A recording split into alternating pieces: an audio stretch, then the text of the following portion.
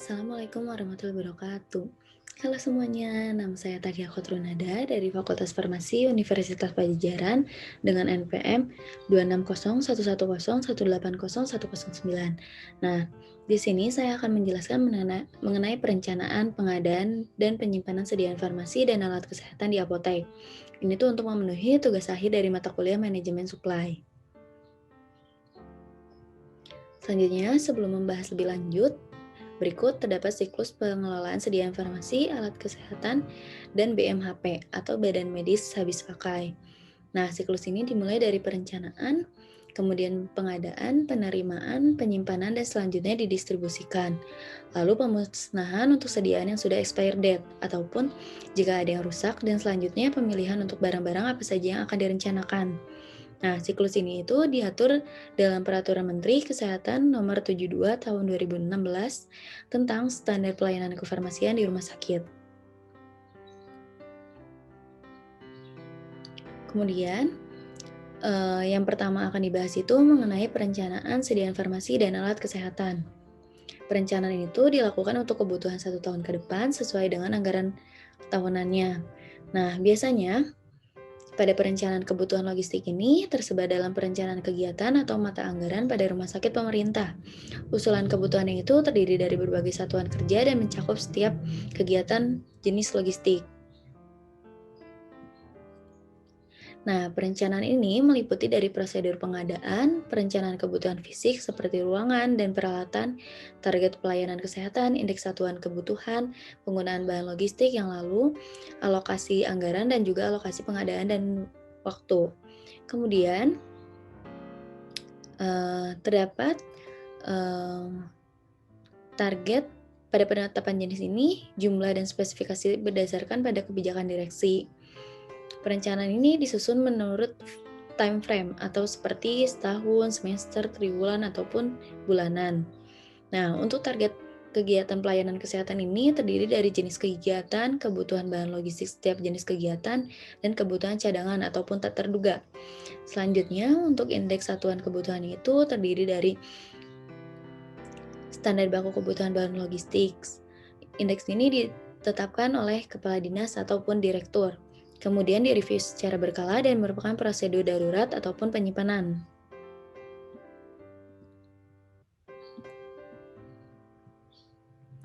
Nah, metode perencanaan dan analisis kebutuhan obat ini terdiri dari berbagai metode.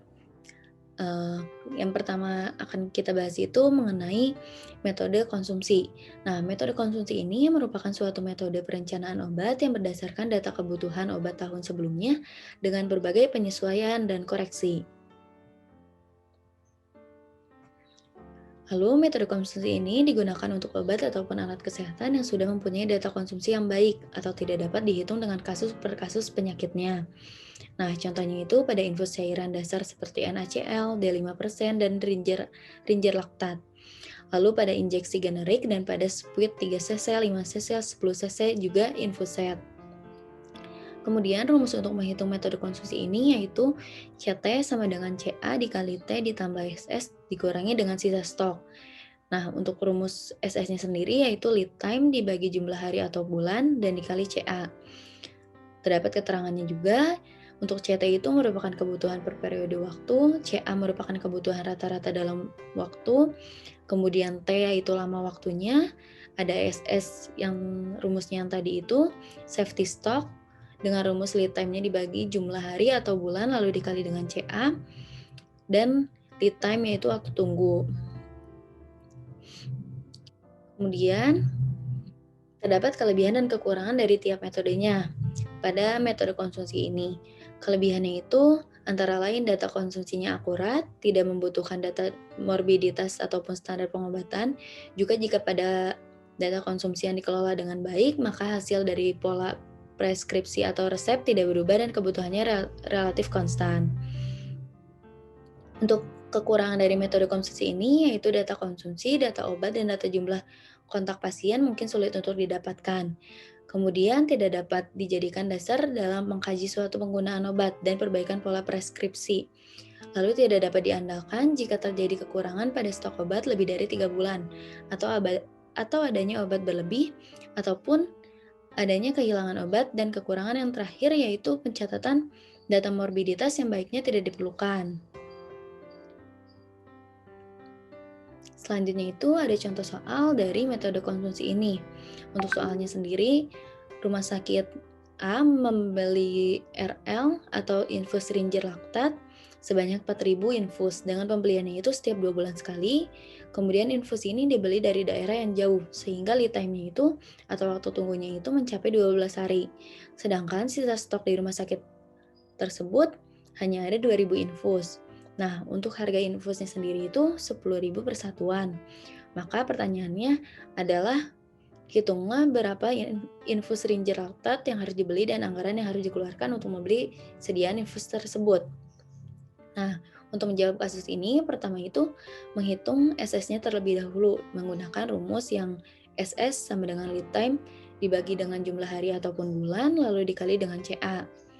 Pada soal ini diketahui harinya. Jadi 12 hari dibagi dengan 30 hari dikali dengan 4.000 karena CA-nya 4.000, kemudian hasil yang didapat itu SS-nya yaitu 1.600.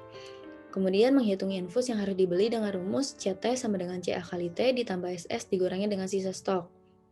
Dan hasil yang didapat itu yaitu 7.600 infus yang harus dibeli. Yang terakhir itu menghitung anggarannya yang harus dikeluarkan dengan cara infus yang harus dibeli tersebut dikali dengan harga satuan infusnya, yaitu dikali dengan 10.000. Nah, jadi yang harus dikeluarkan itu 76 juta. 76 juta rupiah yang harus dikeluarkan. Nah, selanjutnya metode yang akan dibahas itu yaitu metode morbiditas. Nah, metode morbiditas itu merupakan suatu metode perencanaan obat yang berdasarkan pada pola penyakit, data jumlah kunjungan, frekuensi penyakit, dan juga standar pengobatan yang sudah ada. Nah, metode ini tuh digunakan untuk perencanaan kebutuhan obat penyakit tertentu, terutama penyakit yang memerlukan obat yang mahal. Nah, seperti obat kanker, albumin, dan anestesi inhalasi. Obat ini juga dapat digunakan untuk program pengembangan pelayanan kesehatan rumah sakit yang baru dan penyediaan obat floor stock di ruang rawat inap ataupun ruang tindakan medik. Nah, metode morbiditas ini digunakan untuk perencanaan kebutuhan obat penyakit tertentu yang tadi yang mahal seperti buat obat kanker seperti itu. Kemudian rumus untuk menghitungnya itu ada CT sama dengan CE dikali T ditambah SS dikurangi dengan sisa stok. Untuk keterangannya sudah dijelaskan pada sebelumnya. Nah, terdapat kekurangan dan kelebihan juga pada metode ini tuh. Nah, untuk kekurangannya, yang pertama itu untuk memerlukan waktu yang banyak dan tenaga yang terampil, kemudian data penyakitnya sulit diperoleh secara pasti dan kemungkinan terdapat penyakit yang tidak termasuk dalam daftar. Kemudian juga memerlukan sistem pencatatan dan pelaporan, pola penyakit dan pola preskripsi tidak terlalu sama, dan dapat terjadi kekurangan obat karena adanya wabah atau kebutuhan insidentil yang tidak terpenuhi, dan kekurangan yang terakhir yaitu variasi obatnya itu terlalu luas. Sedangkan kelebihan dari metode morbiditas ini yaitu perkiraan kebutuhannya benar, kemudian program-program yang masih baru sudah dapat digunakan, dan juga usaha memperbaiki pola penggunaan obatnya dapat didukung oleh standar pengobatan. Nah, berikutnya contoh soal dari metode morbiditas. Untuk soalnya sendiri itu dijelaskan pada Kepulauan Riau memiliki banyak wilayah hutan yang lebat, sehingga pasien gigitan ular di wilayah hulu cukup tinggi. Nah, pada rumah sakit B, dalam setiap bulannya itu menerima pasien gigitan ular sebanyak 2 orang per bulannya. Standar pengobatan untuk gigitan ularnya itu yaitu antara lain antibisa ular diberikan 2 botol untuk 1 hari. Terapinya itu selama 3 hari. Kemudian asam traksenamat diberikan 3 kali injeksi 500 mg selama 3 hari. Ada ketorolak injeksi 3% diberikan 2 ampul untuk 1 hari selama 3 hari. Dan Sevolaxim injeksi diberikan 2 kali injeksi 1 gram selama 3 hari. Nah, obat untuk terapi gigitan ular tersebut hanya tersisa 1 di rumah sakit tersebut. Sedangkan pembelian setiap 1 bulan sekali dengan lead time waktu tunggunya itu 2 minggu. Hanya harga untuk 1 kali pembeliannya itu gigitan ular adalah 500.000. Maka Hitunglah berapa obat dalam standar terapi yang harus dibeli dan anggaran yang harus dikeluarkan untuk membeli persediaan tersebut.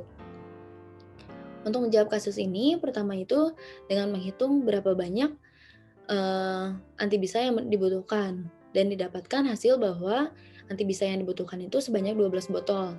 Kemudian menghitung asam tranexaminase yang dibutuhkan dan didapatkan hasilnya itu sebanyak 18 ampul. Lalu untuk ketelorak injeksinya dibutuhkan sebanyak 12 ampul dan pada cefolaksimnya juga dibutuhkan sebanyak 12 ampul.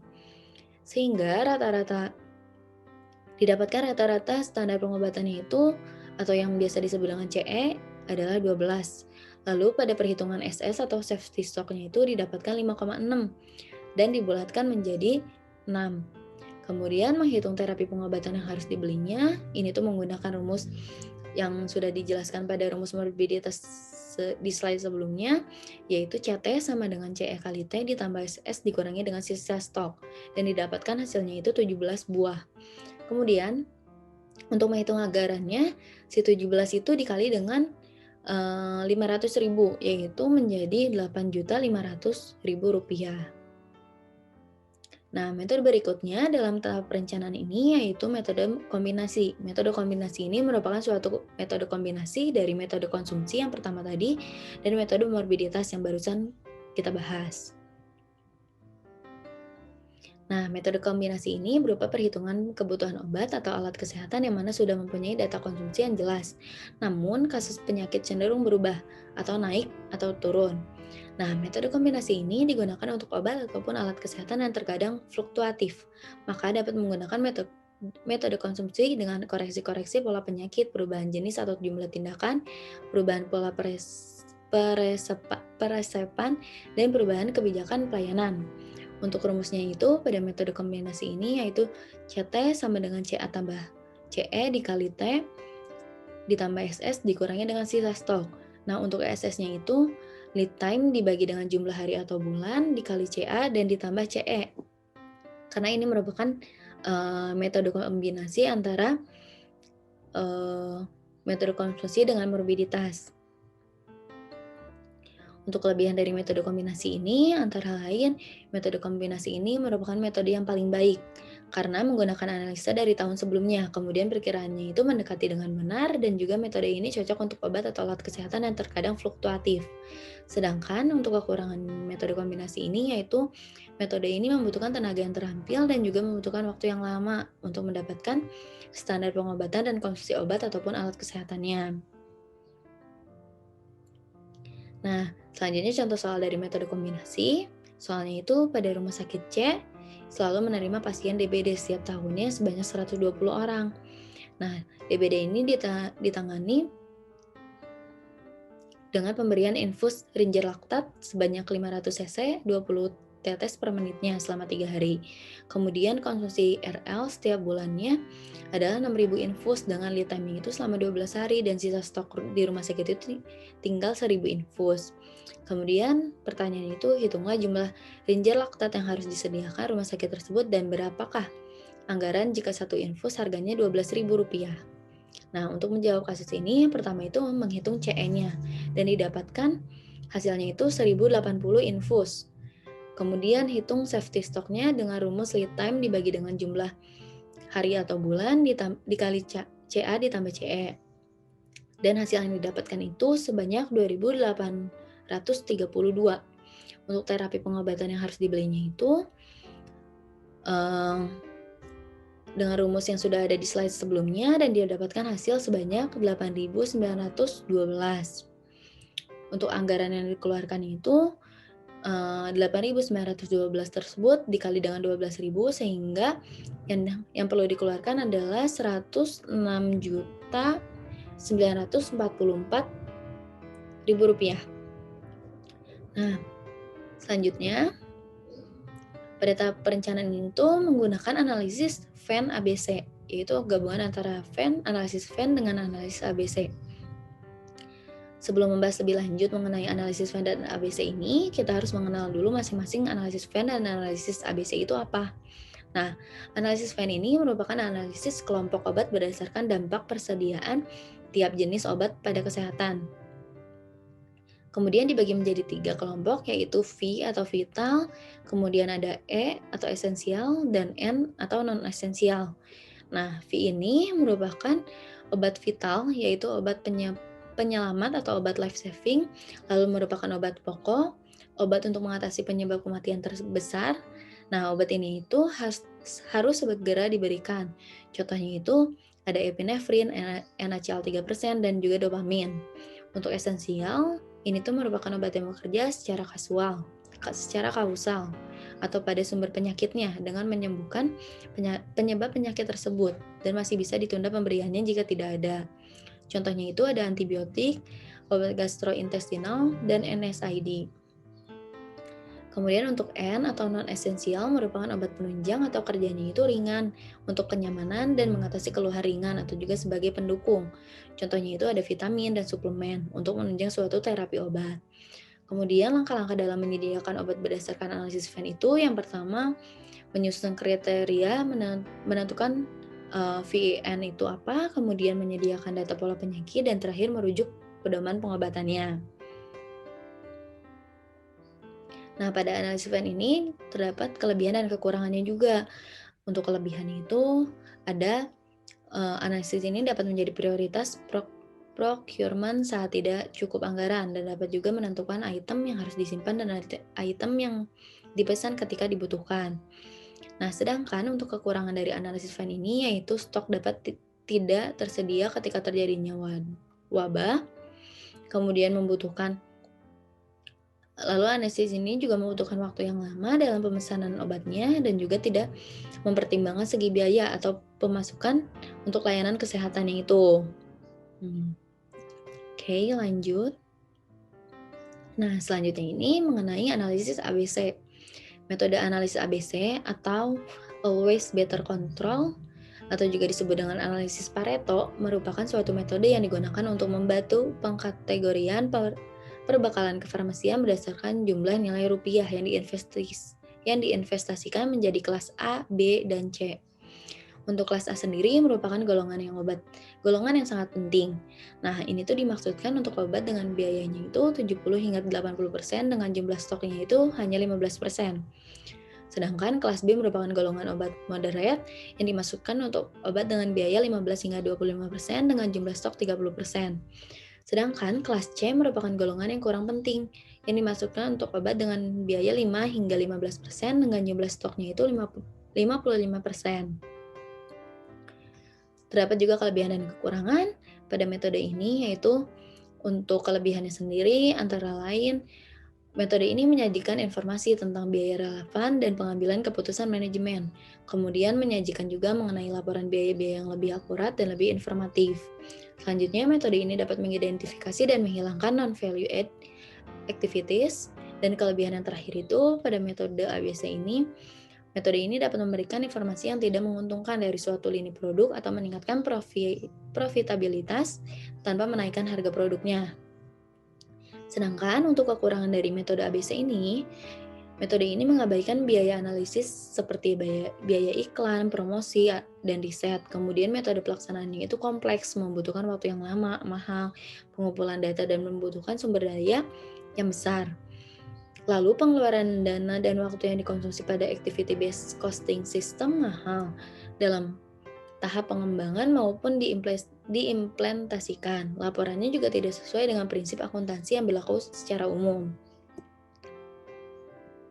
Nah, selanjutnya kita akan membahas tentang analisis Venn ABC. Analisis Venn ABC ini merupakan analisis yang dirumuskan dengan menggabungkan analisis ABC yang tadi sudah dijelaskan dengan analisis Venn untuk mengembangkan sebuah sistem manajemen yang dapat digunakan untuk prioritas. Nah, metode gabungan ini digunakan untuk melakukan pengurangan sediaan farmasi. Terdapat dua mekanisme dalam analisis Venn ABC ini. Yang pertama itu, sediaan farmasi yang masuk kategori NA menjadi prioritas yang pertama untuk dikurangi atau dihilangkan dari rencana kebutuhan bila dananya masih kurang. Maka sediaan farmasi kategori NB menjadi prioritas selanjutnya dan sediaan farmasi yang masuk kategori NC menjadi prioritas berikutnya. Jika setelah dilakukan dengan pendekatan ini, dana yang tersedia masih juga kurang, lakukan langkah selanjutnya. Kedua itu, pendekatannya sama dengan pada saat pengurangan sediaan farmasi pada kriteria NA, NB, NC. Dimulai dengan pengurangan sediaan farmasi kategori EA, kemudian EB, dan EC. Nah, kategori-kategori ini akan dibahas lebih lanjut di slide berikutnya. Nah, ini merupakan tabel gabungan antara analisis Venn dan analisis ABC. Dibagi menjadi 3 kategori. Untuk kategori yang pertama itu mencakup semua item yang penting dan mahal. Nah, kelompoknya itu antara lain ada AE, AE, AVI, AE, AN, BV, dan CV. Kategori 1 ini didominasi oleh obat golongan kardiovaskular. Contohnya itu ada amlodipin, captopril, bisoprolol, dan lain-lain. Untuk kategori 2 ini mencakup semua item pada kelompok BE, BN, dan CE. Nah, pada kategori 2 ini didominasi oleh obat golongan antibiotik, antipiretik, analgesik, antihistamin, dan ekspektoran. Contohnya itu ada ibuprofen, amoxicillin, chlorpheniramine, dan lain-lain. Nah, untuk kategori 3 mencakup kategori yang murah dan kurang prioritas berbanding yang lain, yaitu kelompok CN. Didominasi oleh suplemen dan vitamin. Contohnya itu ada glukosamin, vitamin C, neurobion, dan lain-lain. Selanjutnya, masuk ke pembahasan berikutnya, yaitu mengenai pengadaan dan penyimpanan obat, alat kesehatan, dan bahan medis habis pakai. Pertama itu mengenai pengadaan obat. Pengadaan ini tuh merupakan suatu proses penyediaan obat yang dibutuhkan di rumah sakit untuk unit pelayanan kefarmasian, pelayanan kesehatan lainnya yang diperoleh dari pemasok eksternal melalui pembelian dari manufaktur, distributor, atau pedagang besar farmasi atau PBF. Nah, untuk tujuan dari pengadaan ini yaitu merealisasikan kebutuhan yang sudah direncanakan dan disetujui. Kemudian untuk mendapatkan pembekalan farmasi dengan harga yang layak, mutu yang baik, dan pengiriman barang yang terjamin. Agar suatu proses pengadaan obat ini berjalan dengan lancar dan teratur, maka diperlukan struktur beberapa komponen, yaitu antara lainnya itu yang pertama personel yang sudah terlatih dan menguasai permasalahan pengadaan, kemudian metode dan prosedurnya itu harus jelas, sistem informasinya baik, dan dengan dana dan fasilitas yang memadai. Nah, sebelum dilakukan pengadaan obat ini diperlukan 2 hal. Yang pertama itu harus mengetahui distributor yang sesuai. Jadi kita harus tahu distributor yang menjual obat yang diinginkan itu mana dan pastikan distributor valid agar mutu terjamin dan untuk keamanannya juga. Nah, yang kedua itu membutuhkan SP atau surat pesanan yang terbagi menjadi ada SP umum, ini tuh untuk obat bebas, bebas terbatas, keras, dan bebas untuk beberapa jenis obat yang asal distributornya itu sama. Kemudian ada SP narkotika, ini tuh cukup digunakan satu SP hanya untuk satu obat. Lalu ada SP psikotropika, digunakan satu SP, bisa untuk lebih dari satu obat, dan ada SPOT atau obat-obat tertentu dan prekursor. Nah, kemudian terdapat beberapa hal yang harus diperhatikan dalam pengadaan sediaan farmasi ini. Yaitu antara lain bahan baku obat harus disertai dengan sertifikat analisis, kemudian bahan berbahaya harus disertai material safety data sheet atau MSDS, kemudian sediaan farmasi, alat kesehatan, dan badan medis habis pakai harus mempunyai nomor izin edar. Kemudian expired date-nya minimal 2 tahun, kecuali untuk sediaan farmasi, alat kesehatan, dan bahan medis habis pakai tertentu. Contohnya itu seperti vaksin atau reagen dan lain-lain sebagainya. Kemudian, jangka waktu pembeliannya itu harus diatur. Lalu ada pengadaan obat-obatan yang tidak ada di rumah sakit atau steril atau non-steril. Kemudian kualitas yang memadai dan juga harganya harus murah. Nah, untuk prinsip pengadaan ini berdasarkan keputusan Menteri Kesehatan Republik Indonesia nomor 38 Menkes SK Pervi per 2003 tentang pedoman untuk pengadaan obat program kesehatan tahun 2003. Prinsip pengadaan yang pertama itu yaitu mutu obatnya itu harus terjamin, memenuhi kriteria, khasiat, keamanan, dan keabsahan obat serta telah mempunyai izin edar ataupun nomor registrasi. Kemudian pengadaan obat dilakukan secara efisiensi dan efektif sesuai dengan kebutuhannya, lalu menerapkan konsepsi obat esensial generik, dan juga pengadaan obat program kesehatan melalui industri farmasi atau pedagang besar farmasi atau PBF. Terdapat siklus dari pengadaan ini. Nah, pada siklus pengadaan tercakup pada keputusan dan tindakan dalam menentukan jumlah obat yang diperoleh, harga yang harus dibayar, dan kualitas obat yang diterimanya. Nah, siklusnya itu pertama dengan menentukan kuantitas yang dibutuhkan. Kemudian, penyesuaian kebutuhan dan dana. Kemudian, selanjutnya pilih metode pengadaan, lalu pemilihan untuk supplier, lalu penentuan syarat kontraknya.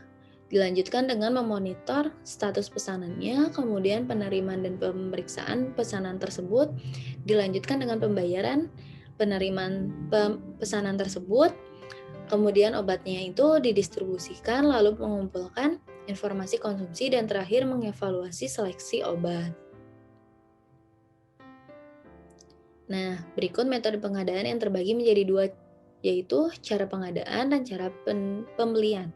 Untuk cara pengadaan ini terdiri dari pembelian, produksi sendiri, sumbangan, grant, hibah, dan juga konsinyasi. Sedangkan cara pembelian terdiri dari tender terbuka, tender terbatas, pembelian dengan negosiasi atau tawar-menawar, dan juga pengadaan secara langsung. Nah, selanjutnya dijelaskan mengenai tender terbuka dan juga tender terbatas. Tender terbuka ini merupakan suatu metode yang melibatkan berbagai sumber penyedia obat. Nah, tender terbuka mempunyai kelebihan, yaitu penetapan harga yang lebih menguntungkan dikarenakan harganya itu lebih murah. Sedangkan kekurangannya itu memakan waktu yang cukup lama dan biaya pelaksanaan tender cukup tinggi, dan juga kualitas obat kurang bagus, juga memerlukan staf yang kuat dan perhatiannya lebih. Nah, metode terbuka ini dipilih ketika pemasok yang bertanggung jawab memiliki reputasi baik dan jika persyaratan diajukan tidak terpenuhi. Selanjutnya mengenai tender terbatas.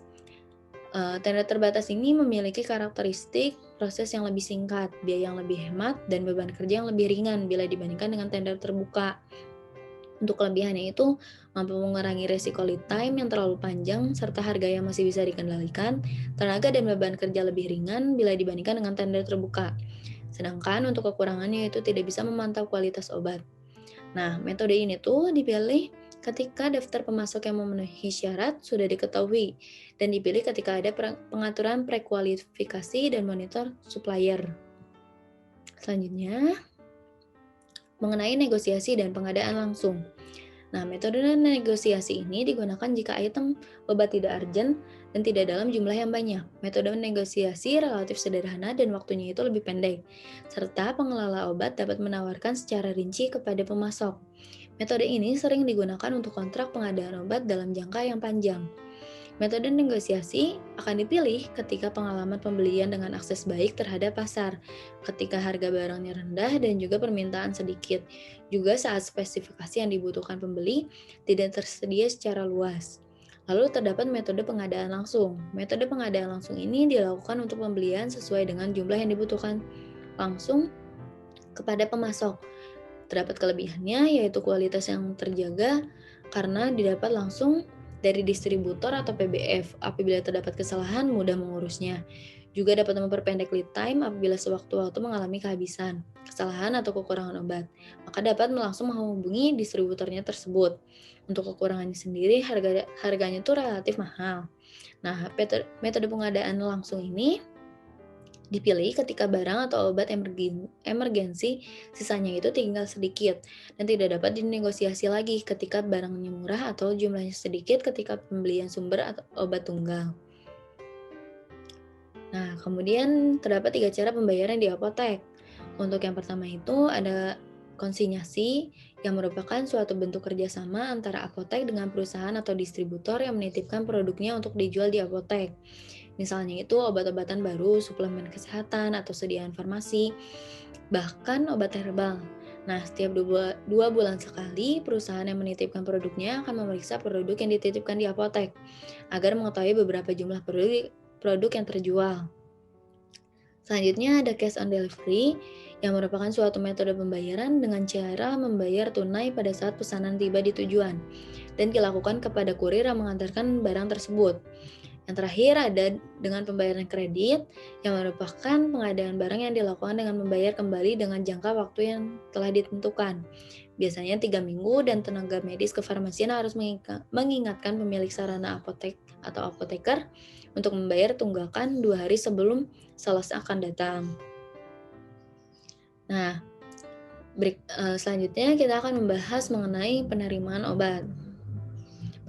Penerimaan ini merupakan kegiatan untuk menjamin kesesuaian jenis, spesifikasi, jumlah, mutu, waktu penyerahan, dan harga yang tertera dalam kontrak atau surat pesanan dengan kondisi fisik yang diterima. Pada penerimaan ini, semua dokumen yang terkait dengan penerimaan barang harus tersimpan dengan baik. Terdapat beberapa hal yang harus dilakukan ketika menerima barang, yaitu pertama, periksa kesesuaian barang dengan surat pesanannya, kemudian periksa kondisi fisiknya, periksa kesesuaian waktu penyerahan barang, dan buatlah berita acara penerimaan barang. Untuk sistem penerimaan obat ini, antara lain yang pertama, menerima barang dari supplier, kemudian dicek kesesuaian surat pesanannya, kemudian cek item obat, cek jumlah, cek batch, cek expire date dengan cara menyesuaikan dengan faktur, lalu catat di buku penerimaan, kemudian input di SIM atau Sistem Informasi Manajemen Farmasi. Lalu tata atau susun barang dengan sistem FEFO dan catat di kartu stok sesuai item barang. Nah, selanjutnya terdapat standar operasional prosedur penerimaan obat, yaitu antara lain yang pertama itu periksa keabsahan faktur meliputi nama dan alamat pedagang besar farmasi atau PBF, serta tanda tangan penanggung jawab dan stempel PBF. Kemudian cocokkan faktur dengan obat yang datang meliputi jenis dan jumlah serta nomor batch sediaan. Kemudian periksa kondisi fisik obat meliputi kondisi wadah dan sediaan serta tanggal kadaluarsanya. Bila rusak, maka obat dikembalikan dan minta diganti. Setelah selesai diperiksa, faktur ditandatangani dan diberi tanggal serta distempel. Faktur yang asli diserahkan kepada sales, sedangkan salinan faktur disimpan oleh apotek sebagai arsip. Selanjutnya, pembahasan terakhir kali ini yaitu mengenai penyimpanan obat. Nah, pada penyimpanan obat ini terdapat beberapa komponen yang harus diperhatikan, yaitu antara lain yang pertama, obat dan bahan kimia yang digunakan untuk mempersiapkan obat diberi label yang secara jelas terbaca dan memuat nama, tanggal pertama kemasan dibuka, tanggal kadaluarsa, dan juga peringatan khusus. Kemudian elektrolit konsentrasi yang tinggi tidak disimpan di unit perawatan kecuali untuk kebutuhan klinis yang penting. Lalu elektrolit konsentrasi tinggi yang disimpan pada unit perawatan pasien dilengkapi dengan pengaman, harus diberi label yang jelas dan disimpan pada area yang dibatasi ketat untuk mencegah penata laksanaan yang kurang hati-hati.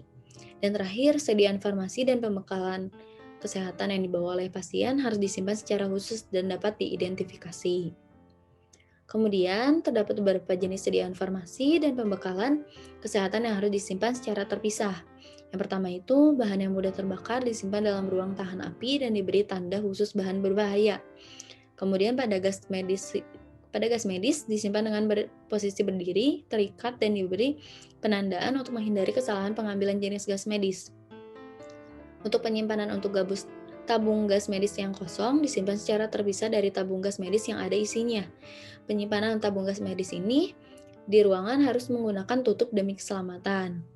Kemudian metode penyimpanan ini dapat dilakukan berdasarkan kelas terapi, bentuk sediaan, dan jenis sediaan farmasi dan pembekalan kesehatan dan disusun secara alfabet dengan menerapkan prinsip first expire first out atau FEFO, kemudian ada first in first out atau FIFO, atau last in first out atau LIFO, disertai dengan sistem informasi manajemen.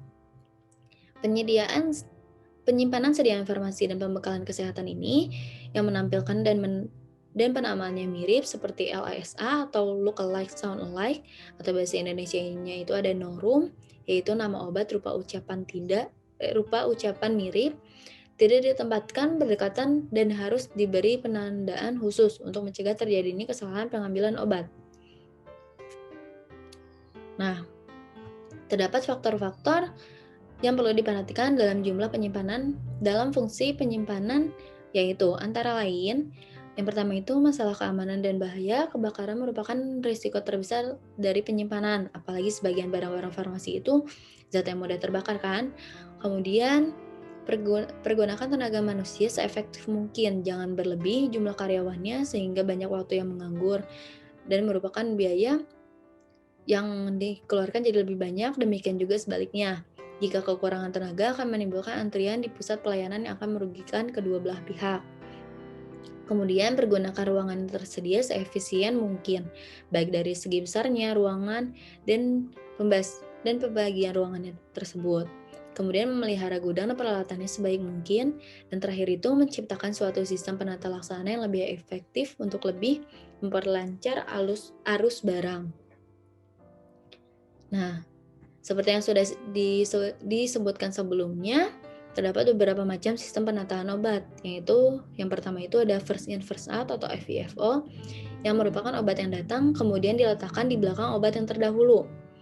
Lalu ada last in first out atau LIFO, merupakan obat yang datang kemudian atau terakhir diletakkan di depan obat yang datang dahulu. Lalu yang terakhir itu ada first expire first out atau FEFO, merupakan obat yang mempunyai tanggal kadaluarsa lebih dahulu diletakkan di depan obat yang mempunyai tanggal kadaluarsa kemudian. Ada juga beberapa cara penempatan obat yang dapat dilakukan, yaitu berdasarkan jenisnya, berdasarkan abjad, berdasarkan pabrik, ataupun berdasarkan farmakoterapinya. Lalu ada faktor pertimbangan untuk mengatur tata ruang penyimpanan.